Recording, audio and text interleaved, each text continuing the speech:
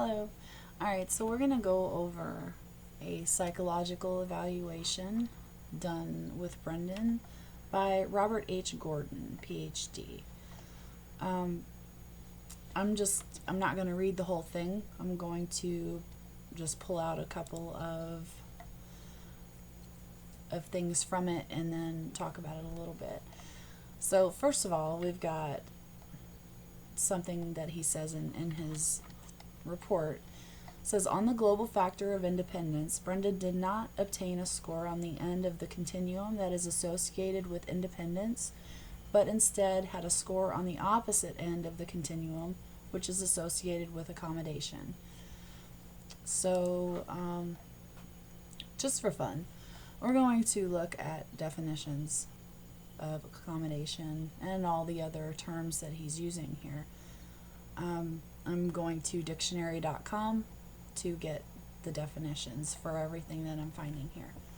Accommodation is the act of accommodating, state or process of being accommodated, adaptation, adjustment of differences, reconciliation. Sociology, a process of mutual adaptation between persons or groups, usually achieved by eliminating or reducing hostility as by compromise or arbitration. Anything that supplies a need, want, favor, convenience, etc. So basically, Brendan is accommodating the detectives when he's giving his statement, his confession. He's accommodating them by giving them what they want. And this goes more and more into it as you read through. The next part is going to be Brendan's score on a factor E and factor H. On factor E and factor H were also consistent with individuals who are suggestible. That is, on factor E, Brendan's score was similar to individuals who are differential, submissive, and humble instead of dominant, assertive, and competitive. Similar findings were obtained on the factor H scale, on which Brendan was similar to individuals who are shy and socially timid instead of socially bold, venturesome, and attention-seeking. That is, individuals who have this type of overall profile on the 16 PF tends to be humble and unassertive. They are often described by others at times as being submissive.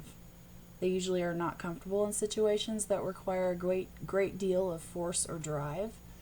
They usually do not speak up when their needs need to be known, and for that reason their points of view are often ignored. Individuals with this type of 16 PF profile usually are cautious individuals who shy away from the spotlight and find it difficult to handle confrontational social situations. So I think the key word basically that they are repeating in here is submissive, that he is got a submissive personality. This is dictionary.com again. Inclined or ready to submit or yield to the authority of another.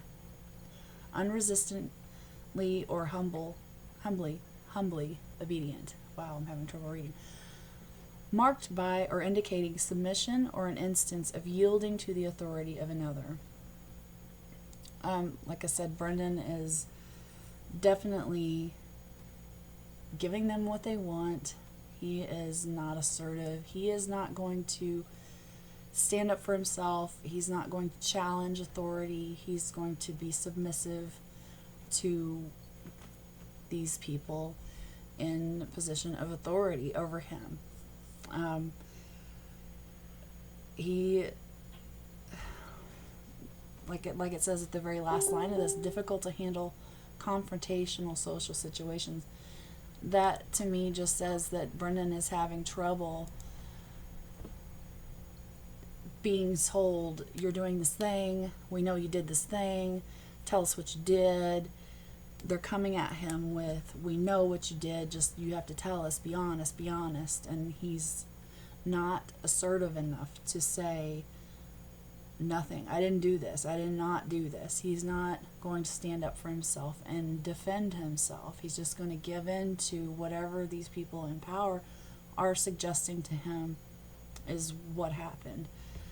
The next part of it says the state trait anger expression inventory was further used to assess for features of anger, passivity, or anxiety. On the, I don't know how to say this, Staxi 2, Brendan's score was similar to individuals who have difficulty making everyday decisions due to difficulty knowing what their feelings are. They instead tend to be rather passive. They almost never become angry or annoyed when others treat them poorly. The overall score on the Staxi 2 is low, indicating that Brendan may over-control his anger. Individuals with this type of profile usually do not express much anger, but instead are passive, withdrawn, or both. Passive. Not reacting visibly to something that might be expected to produce manifestations of emotion or feeling. Not participating readily or actively. Inactive. Not involving visible reaction or active participation. Influenced, acted upon, or affected by some external force, cause, or agency, being the object of action rather than causing the action, opposed to active.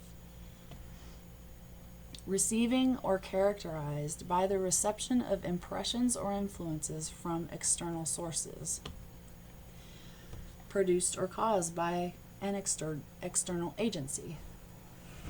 So again, saying that he's very passive and he's not going to challenge the authority, challenge the detectives who are continually telling him, be honest with us, you're lying, basically. Calling him a liar, telling him, don't tell us that. Tell us something else. Tell us more. We know all of this. And of course he's going to be passive. He's going to give in to whatever they're saying. And that actually comes into the last part of this. This is quite a bit. I'm just going to read the whole thing because Frumkin, entitled Psychological Evaluation in Miranda Waiver and Confession Cases. I have no idea how to say this word. Goodjohnson uses the term suggestibility to refer to the extent to which an individual comes to accept messages or information communicated during formal questioning, essentially coming to believe as true the information given. Against the background of this general definition, Goodjohnson developed tests of interrogative suggestibility which imitate the types of social pressures which are at times applied to I'm having trouble reading this. Subjects during police interrogation. These tests are known as the Goodjohnson suggestibility scales. These scales measure two specific aspects of interrogative suggestibility. The two aspects of the scale are yield and shift. Yield is the extent to which the individuals yield to leading questions, and shift is the extent to which the individual is prepared to shift their answers following negative feedback and or interpersonal pressure. Yeah, absolutely is what happened. They would tell him, that's not what we want to hear. We want to hear something else. So tell us something else. So he will change his story. He'll add to his story because they're calling him a liar. They're telling him, you're not telling us all of it. We already know, Brendan. You just have to admit it. You just have to tell us. We just want to hear it from you. They're really pushing him and pressuring him to change his story to fit what they want to hear, what they see as their evidence. Let's see. On this scale, the examinee is presented with a story about a crime, and they are told that their memory is being assessed. After 45 minutes of time has elapsed, they are then requested to answer a series of leading questions. After they answer those questions, they are then informed that their answers were very poor, that they can certainly do better, and that they should try again and improve their score after the same questions are asked again. These two respective sets of 25 identical questions result in the yield and shift scores. In Brendan Dassey's case, his scores were significantly elevated for both yield and shift scores, again showing that he is significantly suggestible when presented with a situation that is comparable to a police interview regarding a crime scene. Suggestible, subject to or easily influenced by suggestion that may be suggested. Yeah, like I said before, this is just when they feed him information. They tell him, tell us what this is. Handcuffs. We found handcuffs. What does this mean? What does this have to do with what happened to Teresa? What happened with those handcuffs? Here's this information. Make us a story. No, we don't like that story. Tell us something else. What else, Brendan? We already know. And they're just going to continue to push and push and push until they get him to say the right thing by planting their little seeds all along the process of questioning him and continuing to suggest things and get him to change his story until they get the right version, which is why in his very last interview that was eventually used, well, it wasn't his last interview, but it was his last interview where they used it at trial, the March 1st one, because that's where they're tweaking all of this that they've planted all along to suggest to him to give us this story. They've got him to repeat this story several times before, and now they just want to fill in the little holes and the little gaps and tweak it just a little bit. The last sentence, or the last paragraph, is, in summary, the present interview results, test results, and review of collateral data show that Brendan is somewhat intellectually limited, passive, anxious, avoidant, and reserved. If he is presented with leading questions during an interview and or presented with interrogative pressure, his personality, as shown by interview data, behavior during the police interview and interview by the present psychologist, research regarding adolescence and suggestibility, and current test data is very susceptible to suggestibility. That is, I don't think you need anything else. I'm going to put a link to Brendan Dassey's psychological evaluation in the description box so that you can read it, because I think this is huge. I think this is a really, really, really good piece of information that I'm going to link in the next video about the Reed technique of interrogation and how the police abused Brendan's limitations and suggestibility and accommodation and everything else that anybody watching this could clearly see that this is his personality.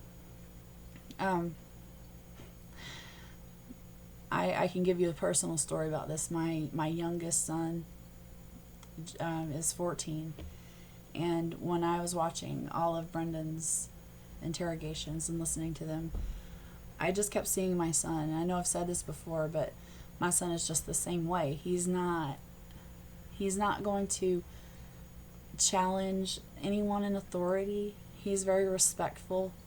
He's very trusting of people in authority. He does not believe that they're going to abuse him. Well, he didn't. I mean, he does now. Now he realizes that he needs to question everything. And if he is unsure, he needs to come and ask me, because he does not need to take a chance. He definitely does not need to be questioned without me being with him. I don't care if they're questioning about what he had for lunch. If he feels uncomfortable, he needs to have me there and needs to stop them from questioning him, period. But like I said, because he is so accommodating and he is so sweet and respectful, he's not going to really be able to do that easily. He's not going to be able to say, I want to have my mom here. I don't want to talk anymore. That's going to be something that's really hard for him to do. Because he feels like he's being disrespectful towards these people in power, and he feels like he would look guilty, that he's hiding something, something. And he doesn't want to upset anyone. That's really important. My son is just like it says, very accommodating. Like, I don't want to upset you. I don't want to get you mad at me. I don't want to be in trouble. I don't want to cause you any problems. So this is what I see when I see Brendan being interrogated. I see my son, and I just have no doubt at all that this is a very, very accurate psychological evaluation of Brendan, and probably my son too, if he was to have one done, because this is what I see with him, and it's amazing how anyone could see this, and maybe not being a parent, maybe their kids are just completely perfect and they are not suggestible in any way, but I challenge them to question their children on something in the same way that they question Brendan. Continually call him a liar, call them a liar, tell them you know something, you have proof of something, and promise that you're going to back them up no matter what they say. You're going to be there for them, and see if you can get them to change their story, add to it, just like Brendan did. I challenge you to do it, try it. Because I would never abuse my kids in that way, because I really feel like that is a form of mental abuse, what they did to Brendan. And would you do it to your own kids? That's what I want to know. First of all, I would hope not. But if you wouldn't do it to your own kids, you shouldn't be doing it to other kids. And especially when you are as trained as you are, you know better. You know better than to question a minor in that way. And like I said, we'll get into that in the next one. But so, like I said, I'm going to leave the link in the description below for Brendan's psychological evaluation, because I think it's really great. So, check it out. Thanks for watching.